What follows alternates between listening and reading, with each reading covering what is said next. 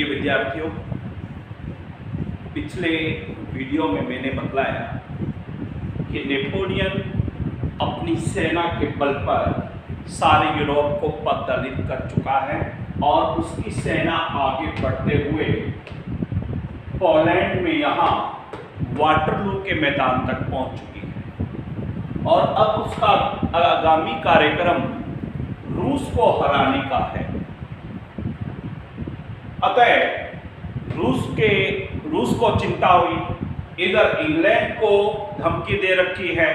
तब England Germany के सबसे बड़े राज्य प्रशा, ऑस्ट्रिया, इटली के सार्डिनिया राज्य और रूस, इन 5 देशों ने मिलकर फ्रांस के नेपोलियन बोनापार्ट के खिलाफ मोर्चा बना लिया। 18 जून 1815 वाटरलू के मैदान में नेपोलियन बोनापार्ट की निर्णायक हार होती है और जैसे ही 18 जून 1815 को नेपोलियन की हार का समाचार यूरोप में फैला, किसी को विश्वास नहीं हुआ कि नेपोलियन हार सकता है। अजय थी जो सेना जिसको हराना बड़ा नामुमकिन सा लग रहा था, वो नेपोलियन वाटरलू के मैदान में हार गया। और जब विश्वास हुआ यूरोपीय जनता को, तो खुशी की लहर दौड़ गई। सारा यूरोप खुश है। लेकिन अब नेपोलियन पर चलते हैं। नेपोलियन को वाटरलू के मैदान में बंदी बना लिया गया। बंदी बनाकर उसे एक निर्जन टापू था, सेंट हेलेना द्वीप, वहां पर बंदी बनाकर भेज दिया गया। वहां निर्जन है, कोई आदमी नहीं रहता है। खाने के लिए जंगली फल, आलू इत्यादि हैं। मक्खियों की भरमार है, मच्छरों की भरमार है वहां पर। ये महान सेनानायक जो 1815 में बंदी बनाया गया, 1820 या 21 की शुरुआत में इस महान सेनानायक की, इस महान व्यक्ति की वहां पर बड़ा ही दुखद मृत्यु हो जाती है। लेकिन चलिए, फ्रांस हार गया है। सारे यूरोप को युद्ध की ज्वाला में धकेलने वाले फ्रांस की हार से सारा यूरोप खुश है। लेकिन ये खुशी कुछ ही पल की साबित हुई। कारण, मान लीजिए ये मेरा प्लॉट है, मैंने इस प्लॉट को खरीदा, कोई कब्जा नहीं कर ले, मैंने 4 दीवारी करवा दी, फिर मेरे पास पैसा आ गया, मैंने ये प्लॉट भी खरीद लिया, फिर मैंने इसकी भी 4 दीवारी करवा दी ताकि कोई कब्जा नहीं कर ले। फिर बैक साइड में एक प्लॉट और बिक रहा था, मैंने इसे भी खरीद लिया, बाद में मैंने इसे भी खरीद लिया। अब ये चारों प्लॉट मेरे हो गए हैं, तो स्वाभाविक तौर पर मैं इसके बीच की 4 दीवारी नहीं रखूंगा, क्योंकि ये चारों प्लॉट अब मेरे हैं। उसी तरह जब सारी यूरोप को नेपोलियन बोनापार्ट ने, फ्रांस ने जीत लिया, तो स्वाभाविक रूप से ये बाउंड्री लाइन इतना महत्व नहीं रखती थी। ये सारा फ्रांस का प्रदेश हो गया, एक तरह से फ्रांस के अधीन हो गया है। तो मोटे तौर पर समझिए कि फ्रांस की हार के बाद ये जो खुशी से झूम रहे थे नेपोलियन की हार के बाद, इनकी खुशी काफूर हो गई और सीमा संबंधी विवाद शुरू हो गए। आप सभी जानते हैं, सीमा संबंधी विवाद ऐसे विवाद हैं जिनको सुलझाना बहुत ही टेढ़ी खीर साबित होता है। जल्दी से ऐसी समस्याओं को सुलझाया नहीं जा सकता। अब सीमा संबंधी विवाद ने इन देशों के बीच झगड़ों को जन्म दे दिया। सारे यूरोप का माहौल विषाक्त होने लगा, कलह फैलने लगी। अतः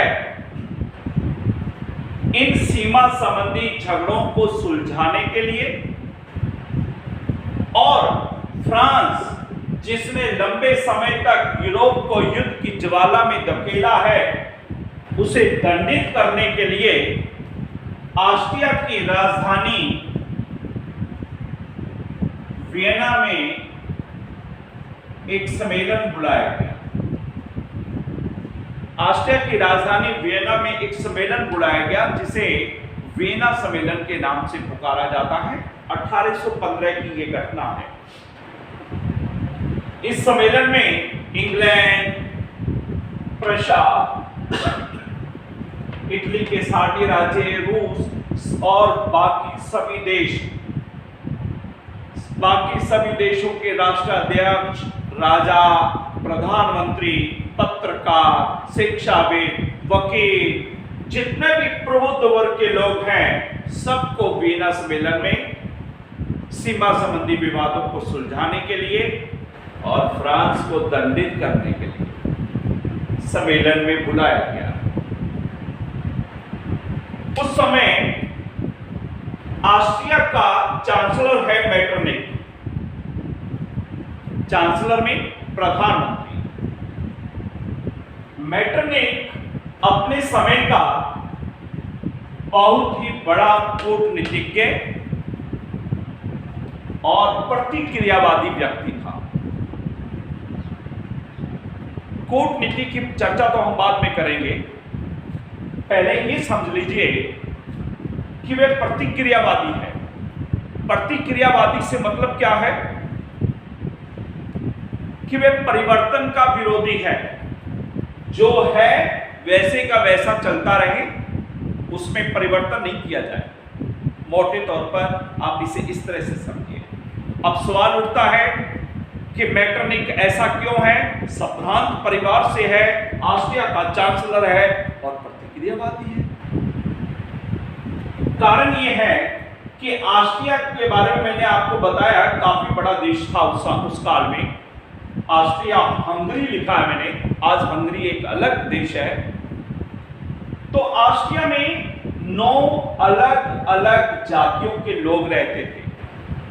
यदि कोई उदारवादी विचारधारा या क्रांति का प्रभाव यहां पर पड़ता है तो ऑस्ट्रिया के 9 टुकड़े हो जाएंगे, और ऐसा मेटरनिक कतई नहीं चाहेगा। इसलिए वो उदारवादी विचारों का घोर विरोधी साबित होगा। अब किसके खिलाफ जाएगी बात, ये आगे हम चर्चा करते हैं। वियना में सम्मेलन बुलाया गया। मेटरनिक चांसलर है, जानता है कि क्या क्या समस्याएं आ सकती हैं और कैसे इसको पार लगाना है। अतः सबसे पहले वियना, जो वर्तमान में ऑस्ट्रिया की राजधानी भी है, वियना को दुल्हन की भांति सजाया गया है और वियना के आसपास के गांवों, कस्बों और शहरों को भी दुल्हन की भांति सजा दिया गया जो पास है। पूरी व्यवस्था कर दी है। अब आप देखिए, सारे यूरोप से, ये सारे यूरोप की बात जब मैं कर रहा हूं तो आप इस बात को ध्यान रखिएगा। 1789 में फ्रांस की क्रांति होती है, नेपोलियन बोनापार्ट फ्रांस का सर्वेसर्वा बनता है। इसके बाद आप देखिए 1790 से 1815 तक एक लंबा वक्त हो जाता है। लगभग 20 साल यूरोप को नेपोलियन ने अपने इशारे पर नचाया है, इनको हराया है, युद्ध की ज्वाला में झोंका है, डर का माहौल पैदा किया है। इनकी आपूर्ति, सप्लाई लाइन बंद कर दी थी नेपोलियन ने। यहां के लोग बहुत दुखी थे। इस दुख से निजात मिली है। अब वे बड़े बड़े राष्ट्राध्यक्ष, पत्रकार, वकील, शिक्षक, राजनीतिज्ञ, वो सारे 1815 में राजधानी वियना में आ रहे हैं समस्या को सुलझाने के लिए। लेकिन समस्या के बारे में लंबा चौड़ा हुए अपना माइंड बनाकर आए हैं। लेकिन जैसे ही वियना के होटलों में, महलों में घुसे, जहां उनके ठहरने की व्यवस्था है, वहां की चकाचौंध, ऐशो आराम को देखकर भूल गए कि हम किस कार्य को करने के लिए वियना आए हैं। सुरापान और नाच गान, क्योंकि युद्ध की थकान थी, 20 सालों के युद्ध की थकान, सुरापान और नाच गान में इतना डुबो दिया मैटरनिक ने कि वे उसी में उलझ कर रह गए। और यही तो मैटरनिक चाहता था कि तुम लोग ऐश करो, बाकी सब उस पर छोड़ दो, समस्याओं को कैसे सुलझाना है मैं देख लूंगा। ये मैटरनिक की बहुत बड़ी चालाकी है। अब पर जो छोटे मोटे हैं और बड़े हैं उनको तो उलझा दिया, लेकिन स्वाभाविक तौर पर ब्रिटेन को, फ्रांस को, सार्डिया पिडमोंट को, इनको उलझाना इतना आसान नहीं है।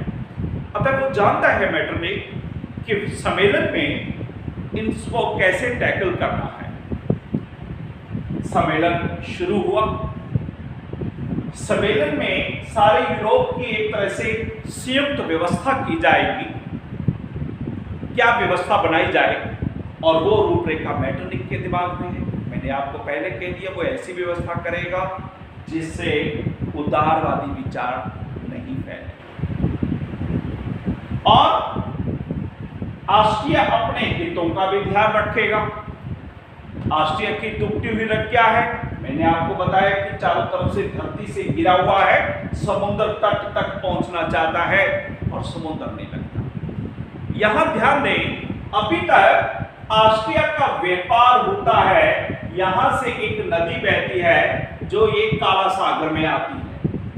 ये नदी है, इस नदी का नाम है डैन्यूब नदी। डैन्यूब नदी के माध्यम से ऑस्ट्रिया व्यापार करता है, लेकिन आप जानते हैं रास्ते में कितने देश आ रहे हैं। अब ऑस्ट्रिया जैसे ही काला सागर तक पहुंचता है, वो काला सागर में से होकर डार्डिनल पासपोर्ट जलडमरुओं को पार करके भूमध्य सागर में आना चाहता है ताकि व्यापार कर सके। लेकिन जैसे ही ऑस्ट्रिया काला सागर में पहुंचता है तो रूस ऑस्ट्रिया का विरोध करता है। अब आपका सवाल होगा कि सर ऑस्ट्रिया का विरोध रूस क्यों करता है? तो यहां रूस को भी देखिए। मैंने बताया कि रूस आधा यूरोप महाद्वीप में और आधा एशिया महाद्वीप में आता है। रूस के उत्तर में आप ऊपर की तरफ जाएंगे तो ध्रुव आ जाते हैं, वहां पर बर्फ जमी रहती है। तो रूस के उत्तर में बर्फ जमी रहती है। भीषण गर्मी के जब दिन होते हैं तो 3 महीने वो बर्फ पिघलती है, पानी के जहाजों के आने जाने का रास्ता बनता है और रूस कहीं जा सकता है। आप सब जानते हैं 3 महीने में रूस कितना व्यापार कर लेगा। नीचे रूस चाहता है कि काला सागर में से होकर वह भी भूमध्य सागर में आना चाहता है, लेकिन आप सब जानते हैं जैसे ही रूस भूमध्य सागर में आएगा तो उसका विरोध कौन करेगा? ब्रिटेन, जिसे हम इंग्लैंड कहते हैं। ब्रिटेन नहीं चाहेगा कोई शक्तिशाली देश भूमध्य सागर में आए। रूस में जार का शासन है, जार, वहां राजा को जार कहा जाता है। यहां के जार ताकतवर हैं, इसलिए ब्रिटेन नहीं चाहेगा कि भूमध्य सागर में रूस आए। लेकिन इंग्लैंड बहुत चालाक है। इंग्लैंड खुद विरोध नहीं करता, वो ऑस्ट्रिया की पीठ थपथपाता है कि तुम्हें काला सागर में से भूमध्य सागर में नहीं आने दे रहा, तो तुम भी इसका विरोध करो। तो रूस काला सागर में आता है तो ऑस्ट्रिया विरोध करता है। ऑस्ट्रिया काला सागर में आता है तो रूस विरोध करता है। रोटी कौन सेक रहा है? इंग्लैंड। चालाकी किसकी है? कूटनीति किसकी है? इंग्लैंड। इससे आगे अगले वीडियो